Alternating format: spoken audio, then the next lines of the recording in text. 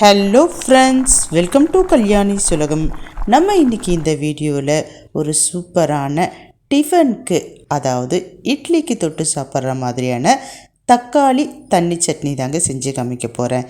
இந்த சட்னியை செய்ய ஸ்டார்ட் பண்ணுறதுக்கு முன்னாடி நம்ம சேனலை இன்னும் சப்ஸ்கிரைப் பண்ணலைன்னா சப்ஸ்கிரைப் பண்ணிக்கிங்க. கூடவே இருக்கக்கூடிய பெல் ஐக்கானை ப்ரெஸ் பண்ணி அதில் ஆல் ஆப்ஷனில் கிளிக் பண்ணிக்கிங்க.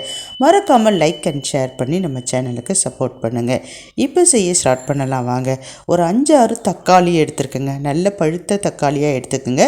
இந்த தக்காளி மூழ்கிற அளவுக்கு தண்ணி சேர்த்து ஸ்டவ் ஆன் பண்ணி வச்சுக்கிங்க.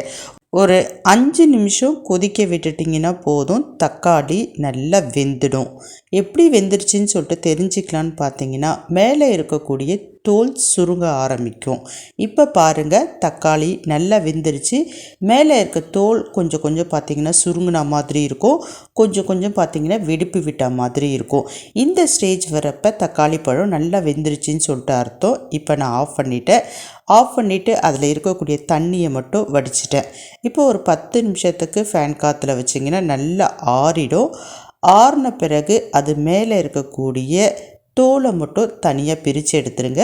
ரொம்ப ஈஸியாக தோல் தனியாக எடுக்கிறதுக்கு வருங்க, கஷ்டப்பட தேவை கிடையாது.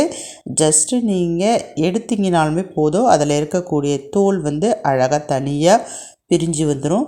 இப்போ நான் எல்லா தக்காளியினுடைய தோலையும் தனியாக எடுத்துட்டேன்.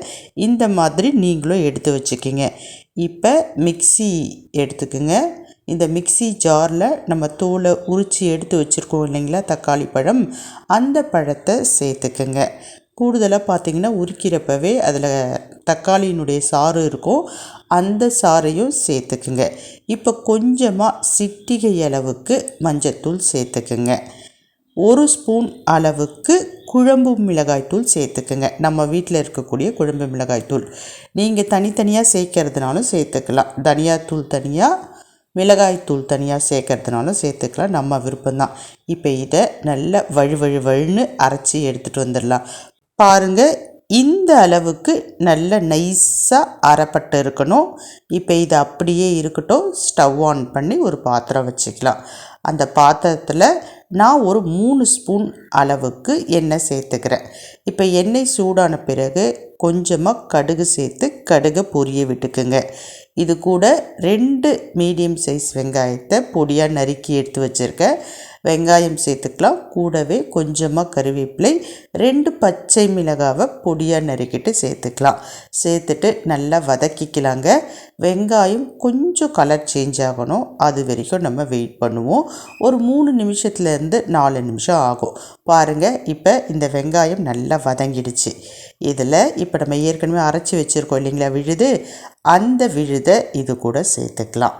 சேர்த்துட்டு உங்களுக்கு எவ்வளோ தண்ணி வேணாலும் சேர்த்துக்கலாங்க.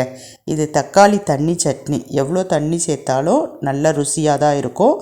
அதுக்கேற்ற மாதிரி உப்பு, மிளகாய்த்தூள் நீங்கள் சேர்த்துக்கணும், அவ்வளோதாங்க. இப்போ தண்ணி சேர்த்தாச்சு. தண்ணி சேர்த்துட்டு ஃப்ளேமை கொஞ்சம் மீடியத்துக்கு வச்சுக்கிங்க. நல்லா கொதிக்க விட போகிறோங்க. ஒரு 5 நிமிஷத்துக்கு கொதிச்சா போதும். சூப்பராக தக்காளி தண்ணி சட்னி ரெடி ஆகிடும். இப்போ நம்ம எல்லாம் மிக்ஸ் பண்ணிக்கலாம். மிக்ஸ் பண்ணுறப்பவே நீங்கள் அதில் உப்பு காரம் எல்லாம் கரெக்டாக இருக்கா அப்படின்றத செக் பண்ணிக்கிங்க. செக் பண்ணிவிட்டு உங்களுக்கு தேவையான அளவு தண்ணி சேர்த்து நல்லா ஃப்ளேமை மீடியத்தில் வச்சு கொதிக்க விடுங்க. 5 நிமிஷத்தில் இருந்து ஒரு 7 நிமிஷத்துலேயே நல்லா கொதிக்க ஆரம்பிச்சிடும். இப்போ பாருங்கள், நல்லா கொதிக்குது. இப்போ மறுபடியும் ஃப்ளேமை கம்மி பண்ணிவிடுங்க. சிம்மில் ஒரு 3 நிமிஷத்துக்கு விட்டுடுங்க. அவ்வளோதாங்க, சூப்பரான தக்காளி தண்ணி சட்னி ரெடி ஆயிடுச்சு. இந்த சட்னியை சூடாக எடுத்து அதே மாதிரி இட்லியையும் சுட சுட எடுத்து 2த்தையும் மிக்ஸ் பண்ணி சாப்பிட்டீங்கன்னு வச்சுக்கிங்களேன், எத்தனை இட்லி சாப்பிட்றீங்க அப்படின்றது உங்களுக்கே தெரியாது. சும்மா சுட சுட சுட சுட சூப்பராக உள்ளே போயிட்டே இருக்கும். டேஸ்ட்டு அவ்வளோ சூப்பராக இருக்கும். ட்ரை பண்ணி பாருங்களேன். நிச்சயமாக நீங்கள் அடுத்த டைம் செய்கிறப்ப இந்த சட்னி தான் செய்வீங்க. அவ்வளோ ருசியாக இருக்கும், தண்ணியாக இருக்கும், ரொம்ப நல்லா இருக்கும். இட்லிக்கு சேர்த்து சாப்பிட்றப்ப செஞ்சு பார்த்துட்டு எப்படி இருக்குது அப்படின்றத மறக்காமல் கமெண்ட் செக்ஷனில் சொல்லுங்கள். அதே மாதிரி நம்ம வீடியோஸ் எல்லாத்தையும் ஃபுல்லாக ஸ்கிப் பண்ணாமல் பாருங்கள். நம்ம பழைய வீடியோஸ் பார்க்காம இருந்தீங்கன்னா அந்த வீடியோஸையும் கொஞ்சம் போய் பாருங்கள். நிறைய வீடியோஸ் அப்லோட் பண்ணியிருக்கேன், நிறைய ரெசிபீஸ்லாம் போட்டிருக்கேன். போய் பார்த்துட்டு உங்களுடைய வேல்யூபிள் கமெண்ட்ஸை மறக்காமல் கமெண்ட் செக்ஷனில் மென்ஷன் பண்ணுங்கள். உங்களுடைய கமெண்ட்ஸுக்காக நான் வெயிட் பண்ணிக்கிட்டு இருக்கேன். பாய்.